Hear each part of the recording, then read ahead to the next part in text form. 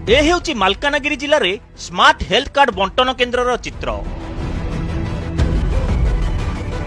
Smart card टे पाइबा पई कार्ड वितरण केन्द्र आगे लोकों लंबा लाइन। हिताधिकारी कागजपत्र जांच पर आईरिस स्कान करा जाई कार्ड हस्तांतर करा जाउची।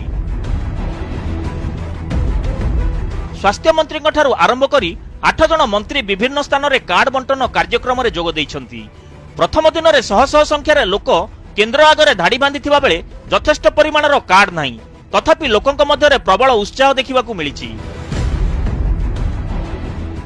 आम आदिवासी लोक जेकोसी लोक भी हो ये जमीन बिकने केते कष्ट होते ये जो कार्ड पाइले आमर बिना आपन प्राइवेट हो गवर्नमेंट हो आप जोटी आप चिकित्सा ही पार्बे। ए हेल्थ कार्ड दिया है अगर आमर बहुत कष्ट होता जो गले भी से बड़ बड़ मेडिकल बेसी पैसा लगुच से केते कष्ट एत पैसा होनी आमर से हेल्थ कार्ड दिया जे माँ मान 10 लाख टंका बापा मान 5 लाख टंका दिया आम सब भल रही।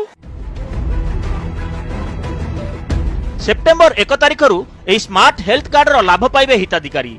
नजर पकांतु केमिति काम करिबो smart health card. Cashless health card भाबे व्यवहार करिबे हिताधिकारी। प्रति अनुबंधित डाक्तरखाना रे रहिबे जणे जणे स्वास्थ्य मित्र डाक्तरखाना रे चिकित्सा उपलब्ध कराइबे। एथिपई रोगी किंबा रोगीक संपर्कीय कोनोसी समस्यार सामना करिवेनी। सीधा सड़क घरोई डाक्तरखाना रे चिकित्सा पाई परिबे हिताधिकारी। राज्य और राज्य बाहर रहिछि अनुबंधित 200 रु अधिक घरोई डाक्तरखाना। राज्यर समस्त सरकारी डाक्तरखाना रे मिलिबो मागणा चिकित्सा।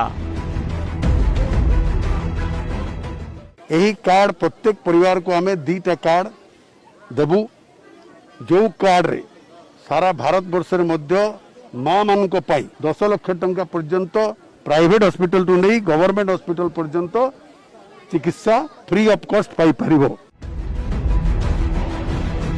राज्य सरकार को ए स्मार्ट हेल्थ कार्ड स्वास्थ्य बीमा बा हेल्थ इंश्योरेंस नुहे। सरकार ए योजना रे लोकों को स्वास्थ्य सेवा नहीं प्रतिश्रुति देइछंती, तेणु एहाकू हेल्थ इंश्योरेंस कहउछंती राज्य सरकार। एश्योरेंस मीन्स एटा तो आमर गवर्नमेंट एटा को आपन को मनीटा एश्योर कर दला माने आपन 10 लाख भितरे कि 5 लाख भितरे आपन जते भी जहां भी ट्रीटमेंट करि परिबे खर्च बहन करिवे सब। इंश्योरेंस मान तो पछे जोटा इंश्योरेंस एटा actually government is paying government पेउची किंतु पैसाटा आम डायरेक्ट आम दउछु किंतु इंश्योरेंस हिसाब